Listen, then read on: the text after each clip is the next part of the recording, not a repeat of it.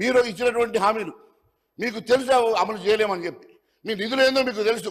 ఈరోజు టీఆర్ఎస్ తిట్టడమో లేకుంటే భారతీయ జనతా పార్టీ కేంద్రంలో సపోర్ట్ చేస్తలేదని చెప్పి మమ్మల్ని ఇబ్బంది పెట్టేసి మమ్మల్ని బదనాం చేసే ప్రయత్నం చేయడం వల్ల మీరు ఇచ్చినటువంటి హామీల నుంచి మాత్రం తప్పించుకోలేరు అధ్యక్ష. మరి అవి ఎందుకు హామీలు మేము ఇవ్వలేదు అధ్యక్ష?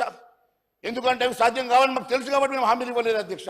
మీరు అబద్ధాలని తెలిసినా ప్రజల్లోకి వెళ్ళి ఇచ్చిన హామీలని పదే పదే చెప్పి డిక్లరేషన్స్ అని చెప్పి మీ నాయకులు దొరకొచ్చి ఎన్నో హామీలు ఇచ్చి ఈరోజు ఆ హామీలను నెరవేర్చలేని పరిస్థితిలో ఈరోజు మీరు ఏదో ఒక రకంగా తప్పించుకునే ప్రయత్నం చేస్తూ ఉన్నారు. ఆ బ్లేమ్ గేమ్ ఆడుతూ ఉన్నారు, మా మీద బ్లేమ్ చేసే ప్రయత్నం చేస్తూ ఉన్నారు. ఎన్ని రకాలుగా మీరు బ్లేమ్ గేమ్ చేసినా కూడా ప్రజలు గమనిస్తూ ఉన్నారు. ప్రజలు తెలిస్తే వాళ్ళు కాదు అధ్యక్ష, ఖచ్చితంగా గమనిస్తూ ఉన్నారు.